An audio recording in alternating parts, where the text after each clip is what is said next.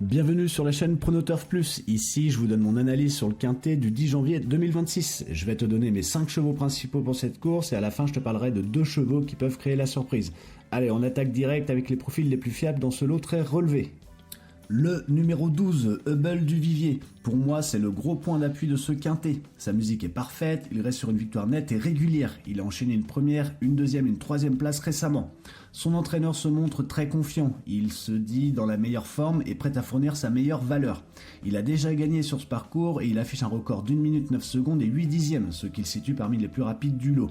Je ne vois pas comment il sortirait des 5 premiers ici. Le numéro 6, Jingle Dupont, il fait toutes ses courses, il reste aussi sur des performances solides avec une deuxième place le 4 janvier sur ce même parcours. Son entourage est très positif, le cheval a parfaitement récupéré, il est resté bien le matin et on sent que toute l'équipe est venue pour faire l'arrivée. Ce profil adore la distance et il a prouvé par le passé qu'il tenait ce genre de lot.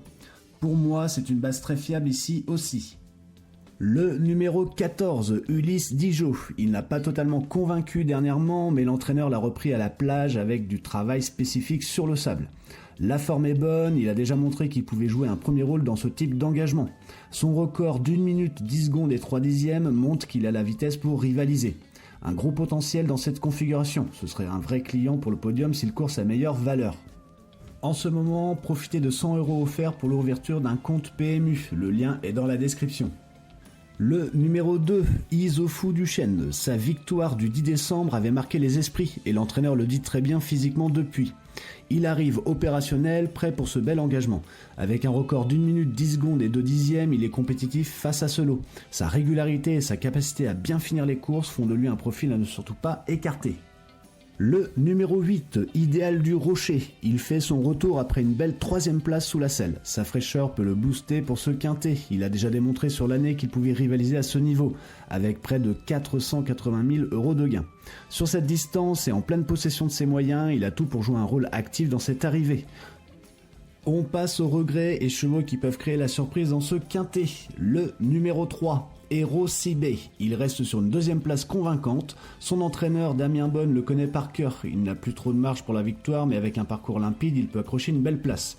Je le garde en regret car le lot du jour est un cran supérieur et plusieurs chevaux semblent un ton au-dessus. Mais il a montré assez de sérieux pour être signalé.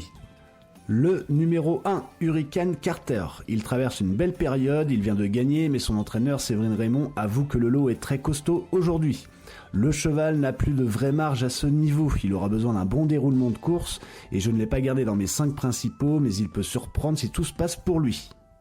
Pour résumer, on est face à un quintet très ouvert, mais avec 2 ou 3 bases solides pour la victoire. Plusieurs profils réguliers, pas mal de chevaux en forme, mais aussi des possibilités de surprise pour les places. Je me sens assez confiant sur ma sélection, surtout pour les chevaux en haut du tableau, mais je reste prudent car tous les chevaux de la course se tiennent de près. Voilà les amis, j'espère que cette analyse vous a plu, pensez à liker et à vous abonner à la chaîne pour ne rater aucune analyse. À bientôt.